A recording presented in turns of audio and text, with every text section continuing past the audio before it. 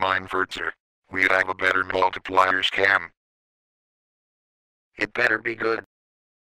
First we show this graph, with $25 investment, and $100 consumption, for $125 expenditure, which we multiply, into $500 income. It heads, one person's spending, is another person's income, so $125 spending, must produce $125 income. This line must intercept at 0, and its slope must be 1.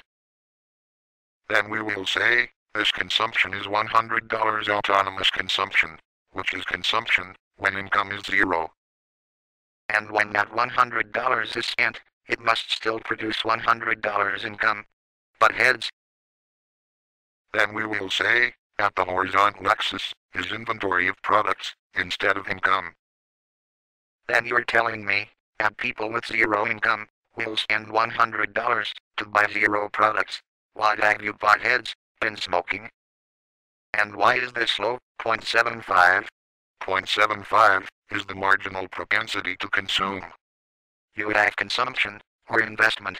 If 75% is consumption, then 25% is investment. That's 100%, so this line must intercept at 0, and its slope must be 1.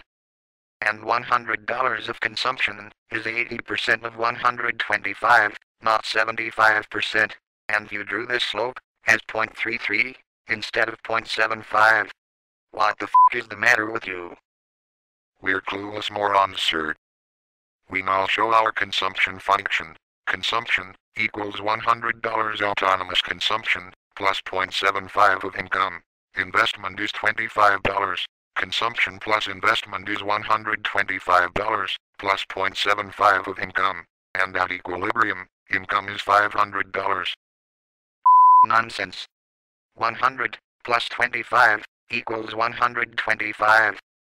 100, plus 25, equals 125. So this is 0, because your $100 consumption, is $100 autonomous consumption, so this must be 0. This is 0, and at equilibrium, income is 125. So this line must intercept at 0, and its slope must be 1. Consumption, is either autonomous, or non-autonomous. Here, is your consumption function. There's $100 of consumption. It's all autonomous consumption. So the propensity, for non-autonomous consumption, is 0. You divide income, into 2 fractions, or propensities, the propensity to consume, versus the propensity to invest. But when you moved autonomous consumption, from the consumption fraction, into the investment fraction, you now have the propensity, for non-autonomous consumption, versus the propensity, for combined autonomous consumption and investment. Your only consumption, is autonomous consumption, so the propensity, for non-autonomous consumption, is 0, and the propensity, for this combination, is 1.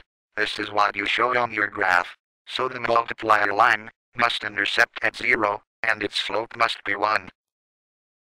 Here's the derivation, of your so-called multiplier.